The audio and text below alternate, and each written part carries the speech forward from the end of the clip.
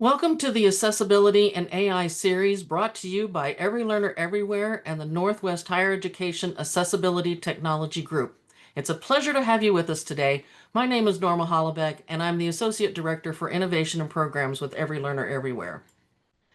Every Learner is committed to creating inclusive and accessible materials. Our slides are designed with high contrast visuals, large text, and descriptive alt text for images. You can scan the QR code to view the slides on your phone if you prefer. If you need the slides in an alternative format or additional accommodations, please let us know. We value your feedback to make our content accessible for everyone. A quick housekeeping note, we are recording this session for those who cannot join us today. Throughout the presentation, we welcome your questions and comments in the Q&A and in the chat. Before I introduce our presenter, I'd like to take out just a few minutes to tell you a little bit about Every Learner Everywhere and the mission of our network. Every Learner Everywhere is a collection of higher education organizations with the expertise in evaluating, implementing, scaling, and measuring the efficacy of education technologies, curriculum and course design strategies, teaching practices, and support services that personalize instruction for students in blended and online learning environments. Every Learner Everywhere is sponsored by the Gates Foundation, and here at Every Learner, our collaborative work to advance access to higher education centers on the transformation of post-secondary teaching and learning. We build capacities in colleges and universities to improve student outcomes with digital learning. Our mission is to partner with institutions to harness digital learning technology, driving innovation in higher education to improve outcomes for every learner. As I mentioned, this is in collaboration with the Northwest Higher Education Accessibility Technology Group, which is a joint project with the Orbis Cascade Alliance and the Northwest Academic Computing Consortium to ensure that digital resources are equitably accessible to all users.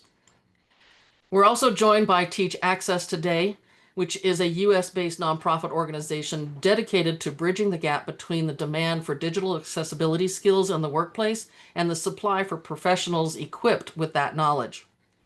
They collaborate with educational institutions, industry leaders, and disability advocacy groups to integrate accessibility principles into curriculum.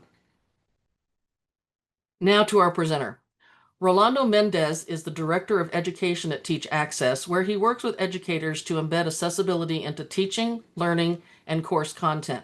With over 20 years of experience as a learning designer and educator, he's focused on building inclusive, real-world learning experiences across education and workforce settings.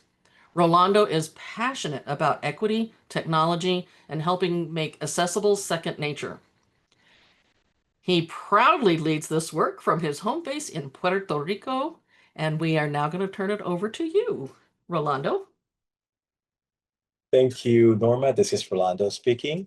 So today I'm really glad to be here with you all. Thank you for joining today. We are going to talk a little bit about AI and accessibility and how they meet together, and some of the considerations to make AI work for all students. Up on the screen is the toolkit that Teach Access and Every Learner Everywhere released earlier this year, and there's a QR code that takes you directly to the web page where you can download this toolkit.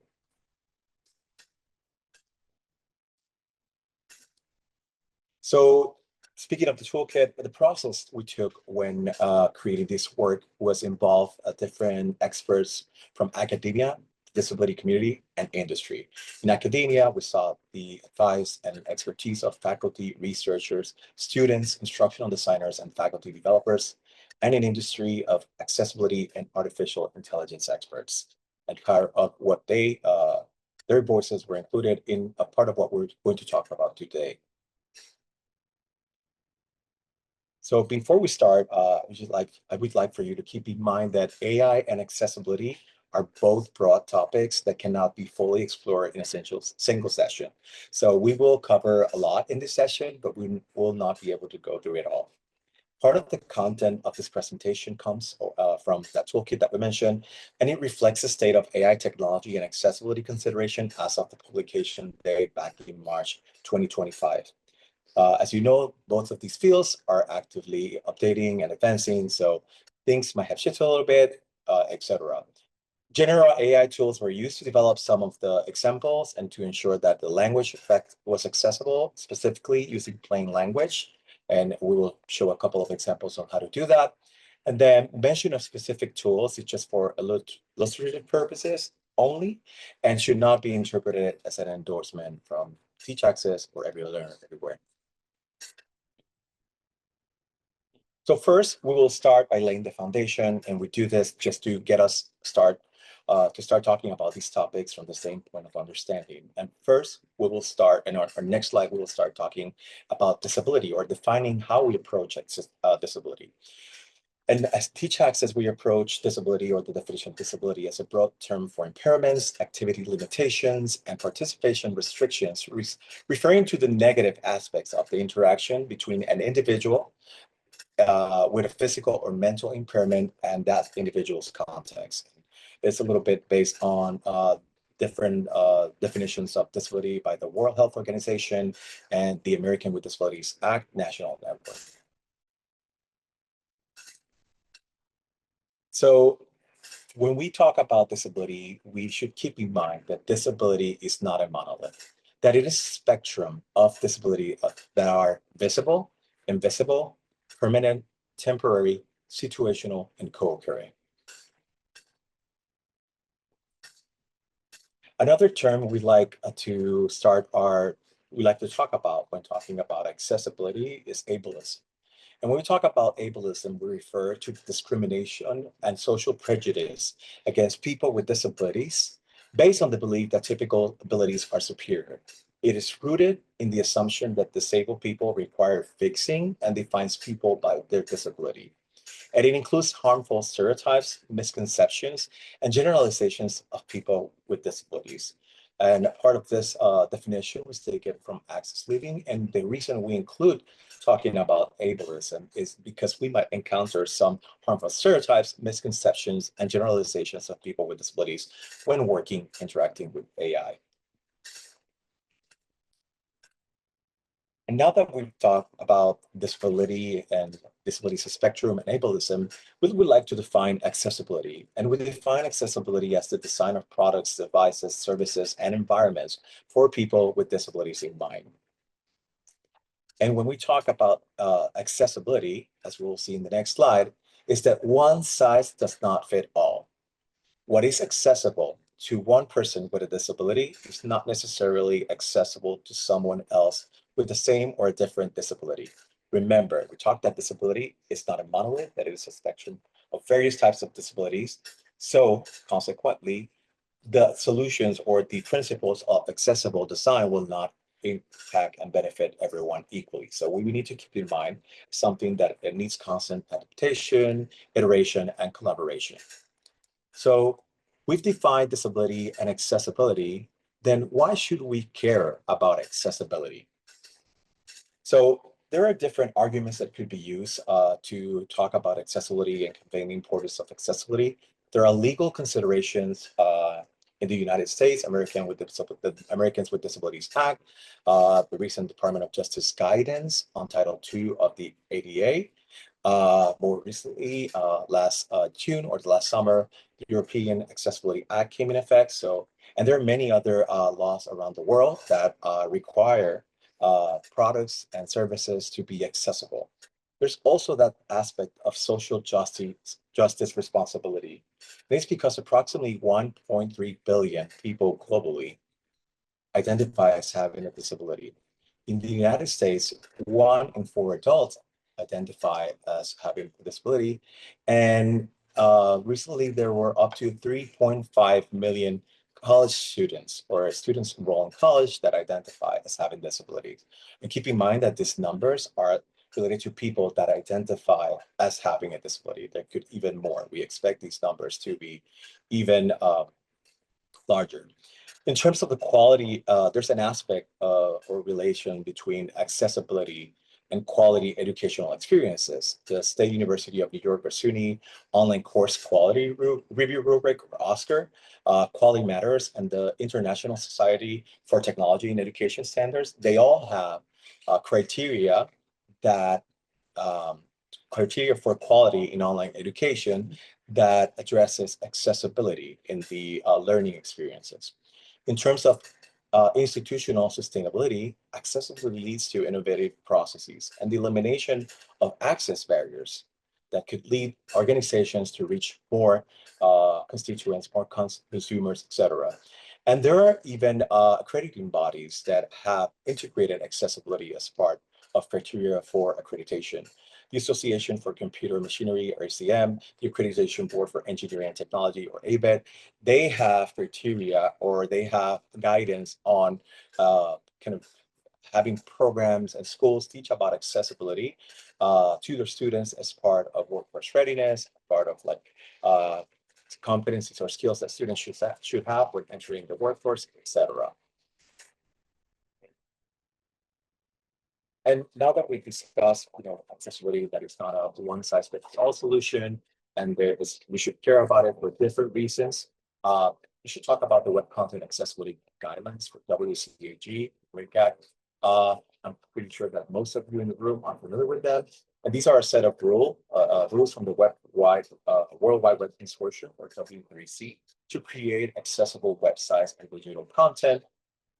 In our experience at Teach Access, we find that these guidelines are highly technical. Thus, we don't think it's the best starting point for learning about accessibility or designing accessibly, especially in educational settings. But nonetheless, there are 4 principles: perceivable, operable, understandable, or robust, or the acronym POUR. They do provide a framework for comprehending and applying accessible design. With that out of the way, let's talk a little bit about artificial intelligence. So artificial intelligence can be defined as a field of technology focused on developing computers and machines that are capable of simulating human intelligence tasks, such as comprehension, learning, problem solving, decision-making, creativity, and autonomy. And when we talk about artificial intelligence, there are some important terms that we should keep in mind, and we will cover them in the next slide. First of them is machine learning. And machine learning refers to the concept that machines can learn from data rather than being programmed for every single task. And they find patterns and make predictions or decisions based on the information they are given. For example, a movie recommendation from Netflix, or from your streaming service, or a product recommendation from Amazon or online retailer. On the other hand, there's language model, and it's a type of AI system trained to predict what word, phrase, or sequence is more likely to come next based on patterns it has learned from large amounts of time. For example, ChatGPT or Copilot use language models to summarize readings, generate explanations, etc. And when talking about artificial intelligence, we need to keep in mind and how it relates to accessibility and inclusiveness for all is that if people with disabilities are not presented or are underrepresented in the data used to train, if the data used to train AI is biased or inaccurate, and if AI systems are designed to prioritize non-disabled characteristics or behavior, or people with disabilities are not included in the development of AI model tools, it will have a consequence. And before we go to those, I'd like to point out to this call-up box from our toolkit that's on the screen that says, the biases and ableist practices that AI can have reflect how often society focuses on normal standards when creating technology. This is from Tessa Wolf, who's an Every Learner intern last year, and she's a learning and education studies student at University of Illinois. And she was involved in the creation of this toolkit as well. So if all of these things are true, then AI fails to recognize or correctly interpret data related to people with disabilities. For example, an autonomous vehicle might not identify, a wheelchair user as a pedestrian, or a healthcare system might deny an insurance claim by assessing a medical necessity using criteria based only on non-disabled patients. If all of these things that I mentioned in previous slides are true, then AI may also overlook how people with disabilities communicate or interact with text. And some of the examples of this is how an autocomplete feature might overlook alternative spellings or phrasing, or a speech recognition system might misinterpret the speech patterns of people with speech impairments. For example, for someone who has a stutter, and they might ask the system or AI assistant for instruction, they might have problem interpreting those speech patterns. Also, AI might perpetuate ableist terms and content stereotypes, or spread false or misleading information about disability-related topics, or it can be incompatible with assistive technologies, or the tools that are developed with AI might be incompatible with assistive technology. But this is not to say that AI is bad, or AI is a big no-no. AI also can create possibilities for people with disabilities. So we'll talk about in the next slide.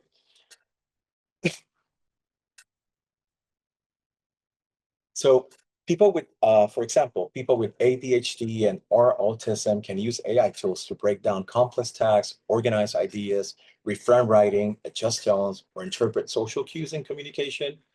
People with dyslexia can use AI as a writing aid, writing an essay or a document or a report at work. People who are deaf or hard of hearing can rely on AI-generated captions and transcriptions to follow and review meetings and lectures. Or people who are blind or visually impaired can use AI tools to describe, summarize, or convert visual content into accessible formats. And people who have motor disabilities can rely on AI tools to do daily activities, such as navigate websites and make phone calls. And these are just a few examples of the many possibilities that AI can create for people with disabilities. Even AI can be used in or as assistive technology, or AT. If you don't know, assistive technology refers to the tools or devices that help people with disabilities in various areas of life. AI in AT, or AI in assistive technology, AI powered, like there are AI powered assistive technologies that are transforming how people with disabilities navigate spaces, communicate, learn. See this like the Ray-Ban sunglasses that have integration with Meta AI, etc. AI can also be used as an assistive technology itself. There are AI tools that can function as assistive technologies, offering support with reading and writing tasks, helping reduce the cognitive load often experienced by students with disabilities in higher education. So we have talked a little bit about disability, accessibility, and then AI, the possibilities if AI is not integrated, if people with disabilities are not integrated in the creation of AI tools or in the development of AI solutions for systems. Now let's talk about AI and accessibility and tie them together in the context of higher education. So just to recap a little bit of an overview about accessibility, accessibility in higher education. There are, in our experience, on colleges and universities in the United States are focused mostly on providing accommodations, creating inclusive learning environments, designing accessible learning materials, developing inclusive academic experiences, and more recently, especially within public institution, um, complying with the Title II guidance of the Department of Justice of the ADA. And then we have how that looks, accessibility, how it looks in higher education. But what about AI? So artificial, as you know, and probably everyone in the room knows, AI has been sparking diverse and dynamic conversations across higher education, particularly in teaching and learning. I was in a conversation yesterday where one of the people involved were saying, well, we have slowly seen the amount of our institutions that the first we were talking about, academic integrity and how AI was interfering with that process. But now we've seen the conversation shifting on how AI is transforming pedagogy, instructional design, learning, but also kind of like how it's transforming how universities, how colleges and universities and educational institutions operate, how these processes happen behind the scenes. So up on the screen, there's a call-out box from the toolkit as well. And it says, in higher education, AI is a topic that generates many interesting conversations. And one of the most important topics is pedagogical innovation. Another big topic is ethics and bias in AI. There's a strong debate about how to ensure that AI systems do not perpetuate social or cultural biases and how to use them fairly. And finally, there are discussions about access, as some see AI as a way to democratize education, while others fear that it could increase inequities if not implemented properly. And this is a quote from Bernabé Soto Beltran from the Inter-American University of Puerto Rico, who was also involved in the toolkit. So as we see, AI in higher education has been, the institutions across the United States and around the world have been having different conversations around AI and how it has been transforming different areas of education. So what about AI for student support? AI tools, and I would like to kind of highlight these use cases of how AI tools can help educators identify common challenges students encounter in specific topics or courses, enabling the creation of targeted resources and interventions. They can also assist with developing course materials, quizzes, and assignments.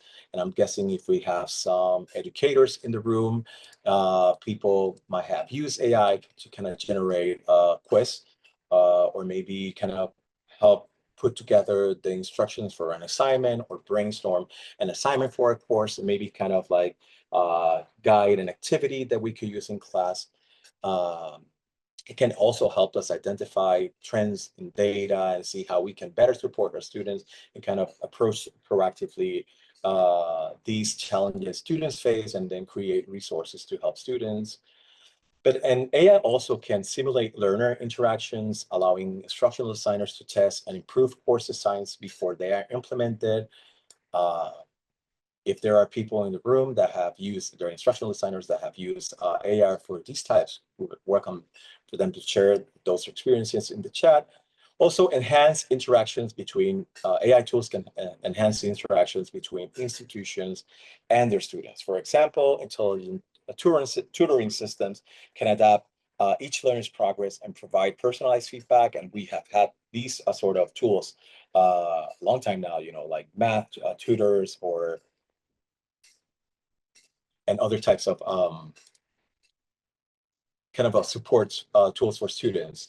And also it can provide personalized feedback, while AI chatbots can handle routine questions or guide students through common processes. So an example was that one of the institutions I used to work at before Teach Access, we had implemented an AI-powered chatbot. And what the intent or focus for its implementation was to help students or was supposed to handle routine questions about where to find certain documents that student needed to complete enrollment, to complete financial aid processes, to complete admission processes. So it was kind of like to help them complete or handle those routine questions or guide them through common processes that they had to do every year, like request for graduation or kind of request a transcript, etc.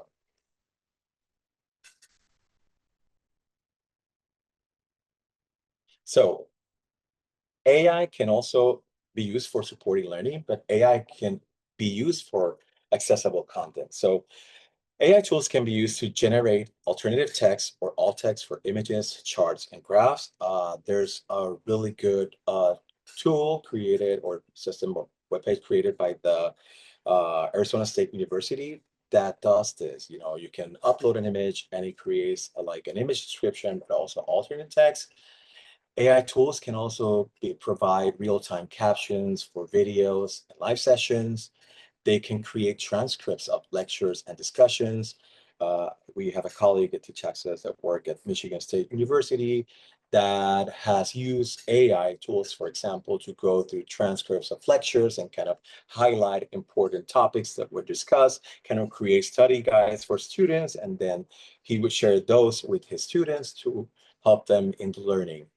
AI tools can translate content into other languages. It can be used to convert complex context into plain language and break down intricate concepts or processes into smaller, more manageable steps. And as a tip or like a rule, right?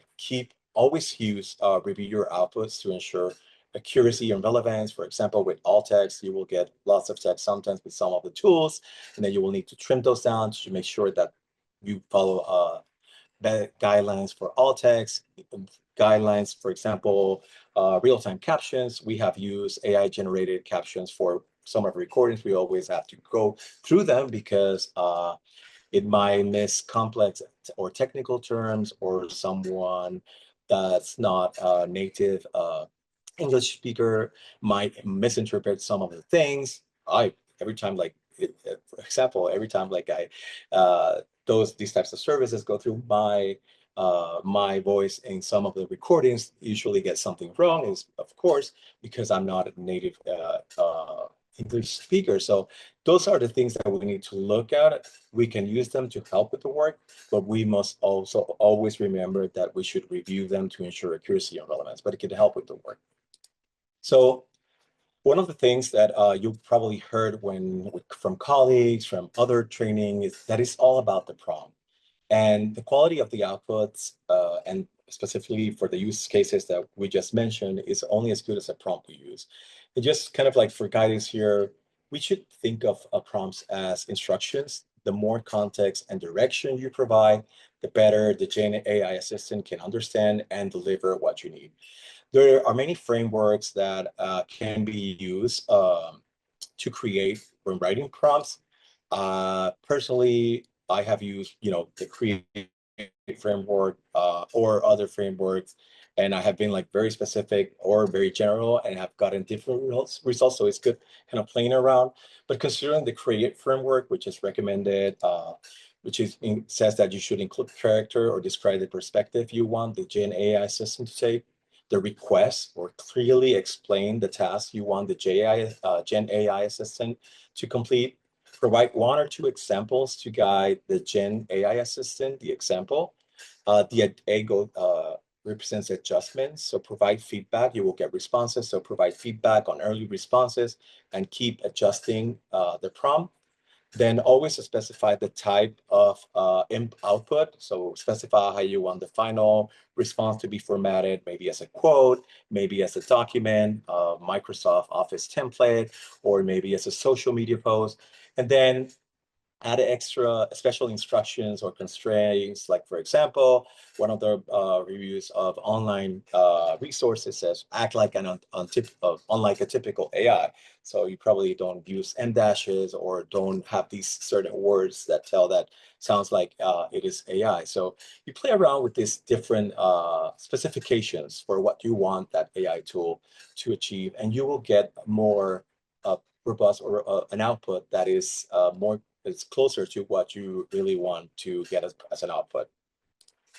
So there are some other strategies to write good prompt. You can, and I would recommend just playing around with them because it gives you some ideas on how you can, these strategies help you become a better AI user, also help you learn in the process how to create prompts, but you can ask the Gen AI assistant to be a prompt generator. So the purpose of this strategy is to specifically or explicitly tell the Gen AI tool or assistant to act as a prompt generation for a given purpose. So an example would be act as a prompt engineer. I want to create prompts to help instructors design accessible assignments. Generate 10 clear and detailed prompts that I can use to explore this topic. So here we're saying, I need help writing the prompts, and then you can choose from any of the prompts and you can pursue those. It's fun to try in 2 or 3 tools and see the different results each of these tools yield. So the other strategy is asking the Gen AI assistant for prompt patterns. So the purpose of this is to request prompt templates for different kinds of tasks. For example, you can ask the Gen AI assistant to generate 5 prompt types instructors can use to help students practice accessibility thinking. So when you're thinking of training and development, those faculty developers that are in the room, or maybe those librarians that kind of teach students how to use AI or teach educators how to use AI, these are some of the things you can use the Gen AI tools for or assistants for. You can help them create prompts they can use for whenever they need to complete these things.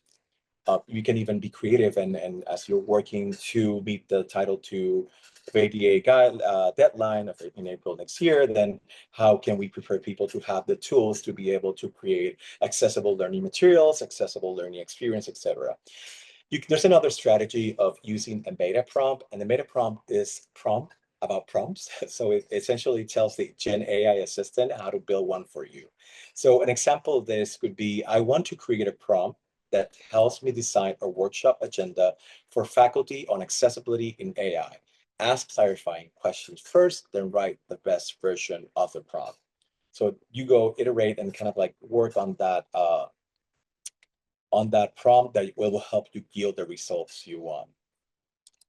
There are three other strategies to write a good prompt. You can use iteration loops, and what you do is just refine prompts by looping it with the Gen AI assistant. So this helps you, or this lets you create or develop prompt literacy over time. So it's like you put in, how could I improve this prompt to get more precise, creative, or actionable results? And then you start getting recommendations, you reward your prompt, and then you ask for feedback, etc.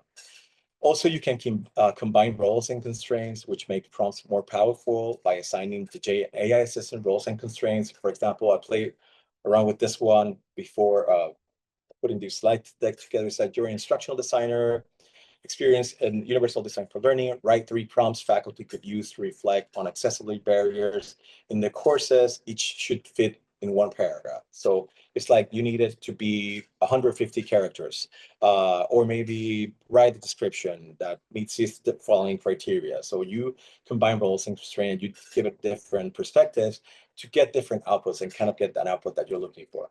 Finally, ask for explanations on why a prompt works. And this is something I like to use Gen AI for, is like I put a text like, what do you think about this, these learning objectives, or this way I'm explaining this topic to the certain audience. And this trains you to recognize what makes a prompt clear, scope, and goal-oriented. And of course, the Gen AI assistant always has suggestions on how you can improve. It starts with a great, great prompt. I like how you put thought on this, or something like that. And then it starts giving you suggestions on how to improve it. So an example of a prompt would be explain why this prompt is effective and how could it be improved for clarity of focus.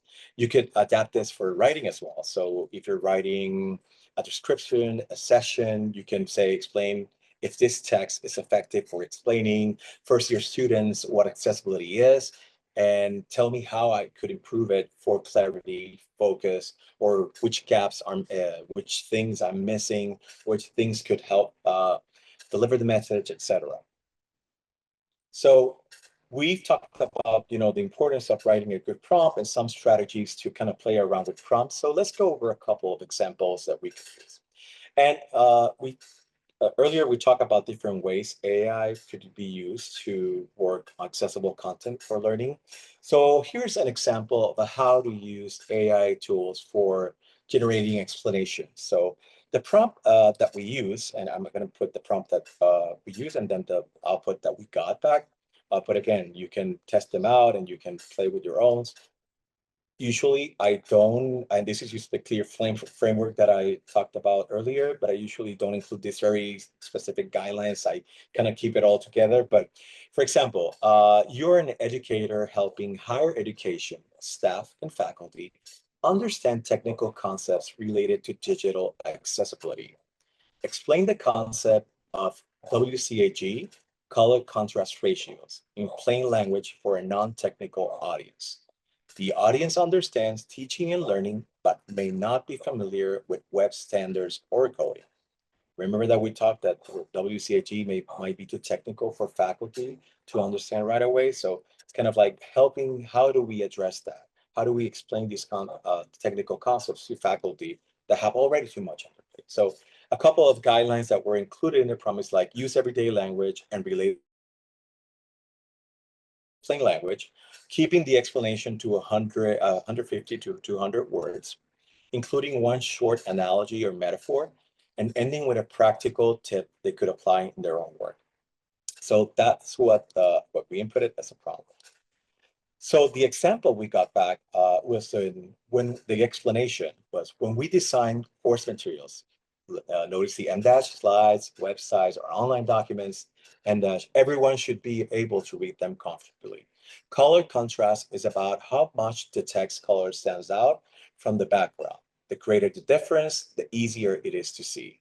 Accessibility guidelines, called WCAG, Web Content Accessibility Guidelines in parentheses, include rules for color contrast to help make sure text is readable for people with low vision or color blindness. Think of it like writing on a chalkboard. White chalk on blackboard is clear, but yellow chalk on a light green board can be hard to see. The same thing happens on screen where colors are dissimilar. Some people will struggle to read your content. So a practical tip: before finalizing your slides or web page, check your colors with a free online color contrast checker. It takes seconds and it ensures your content is clear and accessible for everyone. And I would like to call it that, if you notice, it explains a color contrast to a non-technical audience. But here's when the iteration part becomes important, because we could, for example, we could ask them kind of like specify or add more clarity around the rules for contrast. And then maybe personally, I would change the example or analogy, because the white chalk on a black board is clear. That analogy might not resonate with modern audiences, because again, we use screens, we use like a whiteboard. And then in the practical tip, I would just maybe say, please list a couple of tools that are easy to use for a non-technical audience. And then you can start playing around with that prompt and asking for more clarification to kind of build on that response.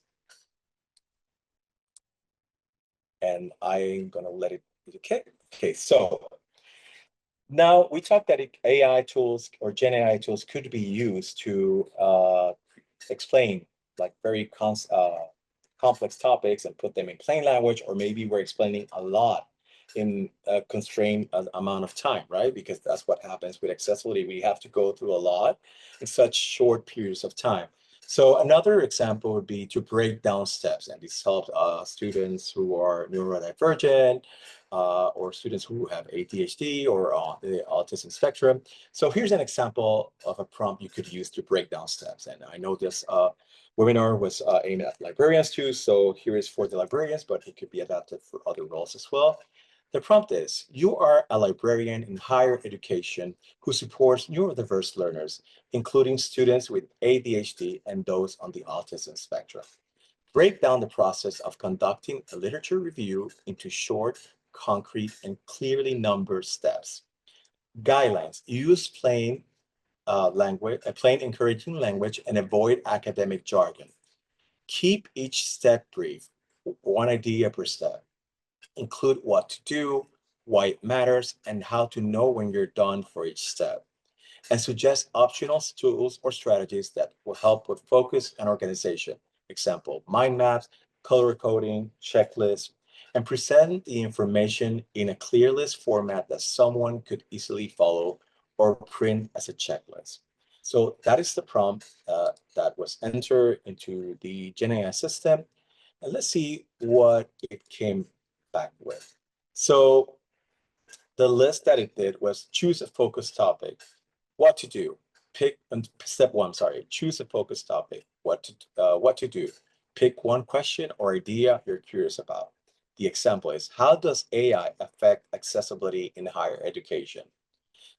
Why it matters: a clear topic keeps your research manageable and focused. Done when you can explain your topic in one sentence. And try this: use a mind map or ask Gen AI to help refine your question. Step number two: gather background information. What to do: read short overviews, encyclopedias, guides, summaries. Why it matters is it helps you learn key terms and concepts before diving deep. You know you're done when you can identify several keywords for searching. And try the following: highlight or color code key terms to organize your ideas. And number three, search for sources. And in this slide, you will not see the entire thing because it would not fit. There were many steps. Search for sources. What to do: use library databases, Google Scholar, or your library's catalog. This matters because it helps you find quality resources to build a strong foundation. You know you're done when you found several relevant sources that fit your topic, and try this, keep a simple search log or checklist to track databases and keyword. And on the right side of the screen is the infographic that the Gen AI tool came back with. So it's same, is titled How to Conduct Literature Reviews Step-by-Step Guide. And it has like a little subtitle that says designed to support focus, organization, and clarity for all learners. And what it does is kind of like has icons on the left, light bulb, a book, a magnifying glass, sheets of paper, a pencil and paper, and then like a written paper. And then it has like step number 1, choose a focus topic. Step number 2, gather background information. Step number 3, search for sources. And it has in there, yeah, sources that read and take notes strategically, organize what you found, write it for review, etc. So as we can see, as you can see, it can produce outputs in different formats. So we have like the explanation that we could use to kind of like create the guide that we give to students and share with faculty, but we also create that cheat sheet, or maybe that guideline or that rubric or that infographic. So the other, we also talked about, Gen AI and how it could be used to generate alt text. And this example is from the toolkit specifically. And what we did was upload like the flyer for back to school promotion or promo graphic from Teach Access that had assignments, lessons, was promoting the cross-disciplinary resources for educators from our Teach Access curriculum repository. And the prompt we used to generate alt text description was, please generate a detailed and accurate alt text description for this image, and you can insert the URL or upload the image file. Be sure to include key details such as the main subject, objects, people, their positions, colors, and any other visual elements that are significant to understanding the image. Provide context that would be helpful for a person who is blind or has low vision, ensuring that the description conveys the overall meaning or purpose of the image. And again, we did this, it was done maybe many months ago. There are other tools that I think I mentioned. If you're working in the educational space, check out the Arizona State University's alt text generator. I think it does a good work to getting you started. Then you have to refine to adapt it to best practices for alt text, but it's a way to engage faculty in doing the work without feeling that it's too much. So this is what we enter, and this is what we got back as an alt text or that description. It says the image is a private graphic promoting back to school cross-disciplinary resources for educators by Teach Access. At the top, a yellow banner with black text reads back to school, accompanied by the Teach Access logo, which features a bridge design above the text Teach Access in white. Below this, the subtitle cross-disciplinary resources for educators appears in white text on a dark blue background. The center of the image features a grid of 6 circular buttons labeled with white text and dark blue backgrounds highlighting resources type, assignments, lessons, presentations, syllabi, discussions, and videos. Behind the buttons, dark blue background includes faint chalk-like illustrations of various educational symbols, such as light bulbs, books, globes, and geometric shapes. In the bottom left, there is a partial image of a document titled Exercise Understanding Alt Text, displayed against a white paper background with a red border clipboard. The bottom right corner features a stylized orange teacup with steam rising, sitting on a wooden saucer. As you can see, there's a lot of context, and it's not necessarily following alt text best practices. So you would have to refine the prompt to keep it short, but as you see, you can get a lot of descriptions and you can work on creating that alt text for the image, but it really works. It's also useful for infographics or for data. It can help you kind of explain the data in plain language. So there's another use case that it could be used for.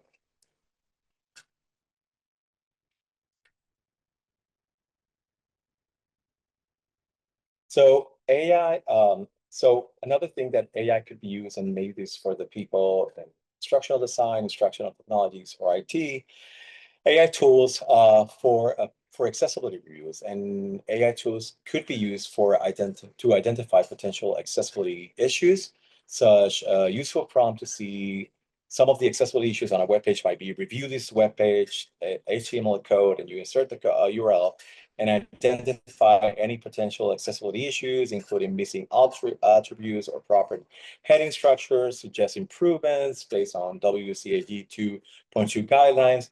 And again, this is just like a general way in which you could identify, but I would suggest better using testing tools, manual and automated testing tools. But you can also use Ask AI to list the most common accessibility issues. And this is more for instructional designers or maybe one that's designing a process.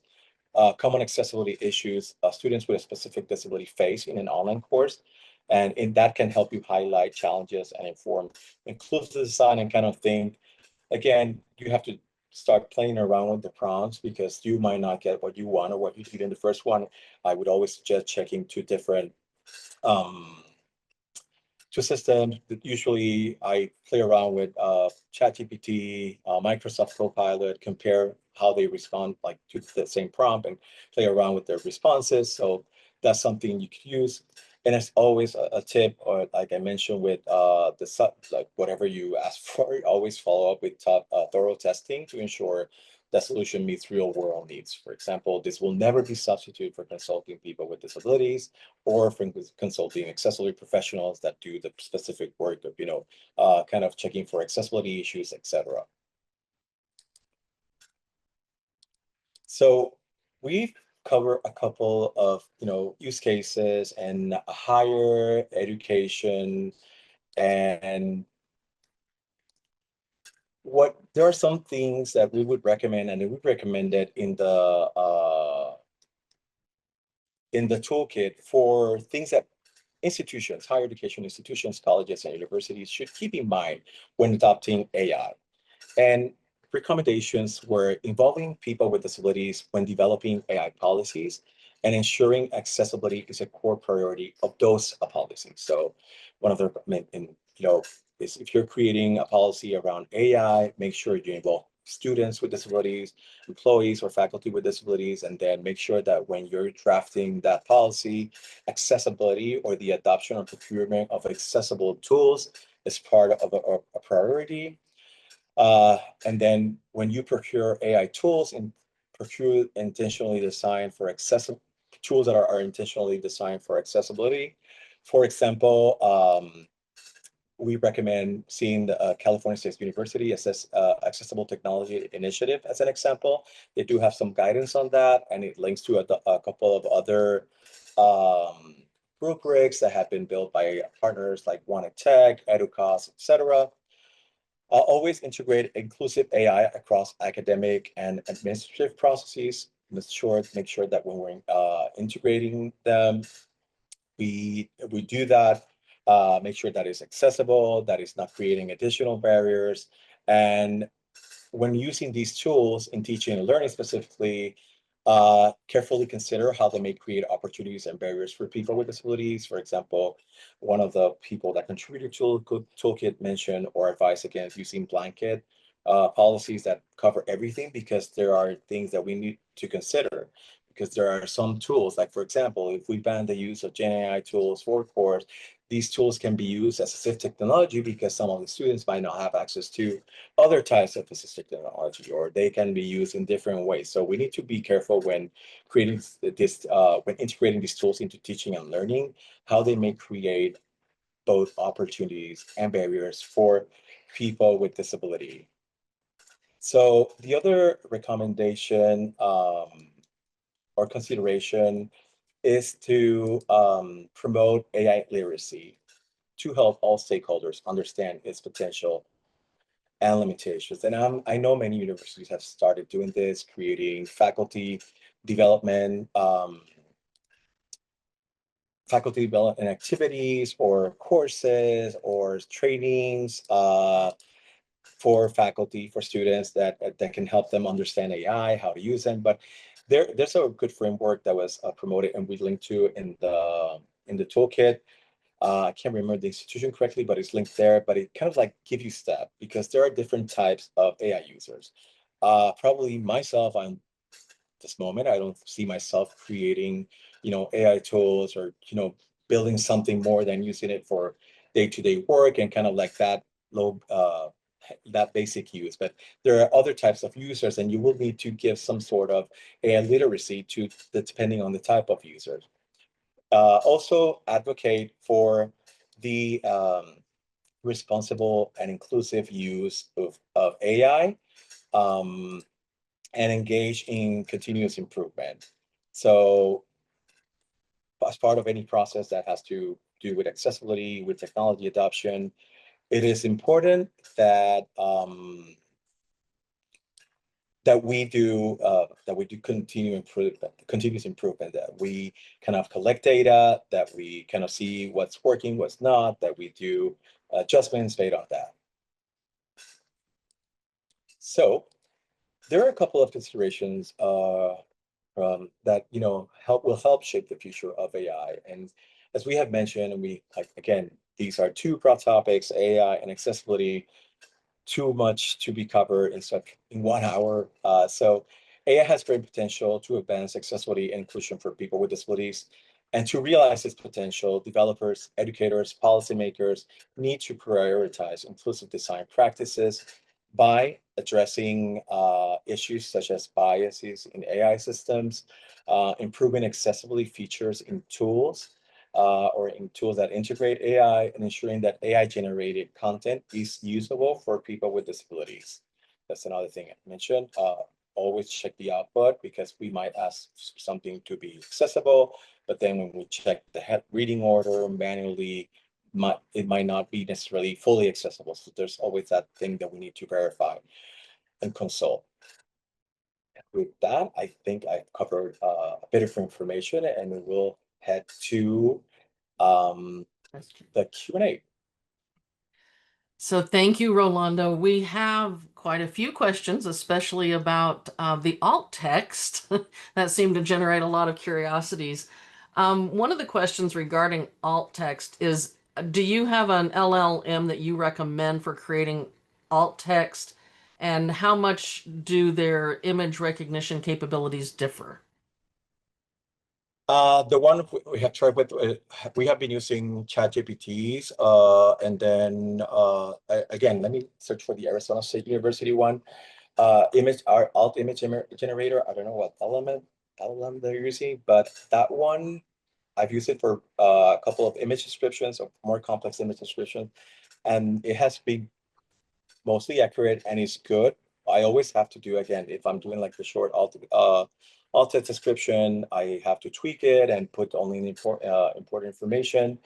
But yeah, I mostly use that one. And those are the two that I have played around with. I think I played with Pilot, but those two are the ones that I've used the most. And let me find the generator so I can. And again, like I mentioned, like the capabilities, or like they tend to identify. I've tried different prompts. I never got it. Maybe I need to iterate a lot, because some of the times I've done this is in a bit of a hurry, but play with the prompt a little bit. To kind of like get that, that sweet spot of getting like the alternate text that I need for our purposes of teach access. It might be different for like a website, or mostly for presentations, for resources and materials. Let me see if are there any other questions? And again, I know that some of these, whenever I put alt text, and I'm reading through the chats, I know that you might get longer answers. Always familiarize yourself with the best practices, and you have to do some cut down, because there are some learning management systems that have some character limitations. And again, it's supposed to be the essential things. And Yeah, that's one of the big questions is, the example that you gave had a very long alt text description, yeah. and some LMSs do have those limits. So what would you suggest in that case? Oh, that one it had a lot of information that was not essential. So it's the information that's essential to understanding the content of the image. And talking about the little cup that has steaming coming out of it, or the whiteboard, was not essential to understanding the context. So I would say that it's just fine playing around with it, because all the times I played with the generating alt text, I always get a lot of information that describes the image, especially those images that have many elements, but they're not essential to conveying the information that we want to convey to the user. So it's always some tweaking and maybe trying another prompts like shorten it to 150 characters or maybe a sentence and kind of like play around with it to fit into what are your learning management system constraints. And So there still are, on the, yeah, go ahead. I was going to say, still on that same thing on the alt text, if you're talking about a learning management system, a lot of times they give you the little checkbox that you can just check off decorative. Are there specific guidelines around the alt text images and how decorative should be defined and when you delineate that importance of a decorative versus something that's relevant? It's like the ones that you should include is that the ones that have important information that is not conveyed anywhere else. I know there's a rule, it's the current it's for decoration, you just mark it as such, but I always use an image to kind of convey like a kind of emphasize or create a visual analogy or some sort of, so I always include it. That's me personally, but if it's not, doesn't, I always include, like, for example, this one is like 5 students in an auditorium kind of seating, and I always include it, even though it's decorative. And I see another question about, and these tools that you mentioned, for example, Microsoft or Canvas, they have those. Be careful what again, check the output, use it as a starting point. Again, there's like the art of alt text is an art to master. There are people that specialize in it. I am not a master of alt text. I would recommend it's a good starting point to kind of like see what the Gen AI thinks is important, then you use judgment, etc., and then you play around and kind of work your that. And remember, when you're working with faculty and in the context of faculty and thinking about meeting the Title II of ADA guideline, you're asking a lot of people to do this work that they don't usually do, and they're learning a new accessibility is a complex, it's very complex. So you're asking them to create work on contrast, to create work on alt text. So these are very things that need to be understood. So these are ways or tools that you can help them do these things, but then give them the tools, but also give them the best practices so they can evaluate if they how good the outputs are. Well, we're running out of time, and I know there's still a lot more questions up there. We will try to get some of these questions answered in some way, shape, or form. Maybe post it with the transcript on the website when we post the recording. Here's Rolando's information to reach out to Teach Access to get some more insight to those accessibility questions. Rolando, I really would love to thank you for your time and energy today and some clarifications. For those in our audience, we do have 2 more webinars in this series. We have the one in November and then the last one in December. If you want more details on registration and things like that, please visit the Every Learner website for those details.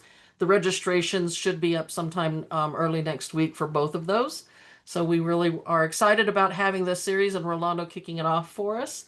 For our audience, we ask that you take just a few minutes out to complete our survey for today's webinar using the link that we're posting in the chat for you. If you've got something else to do immediately after, don't worry, we'll send you the link to the survey in the follow-through email within the next couple of days, along with the link to the recording.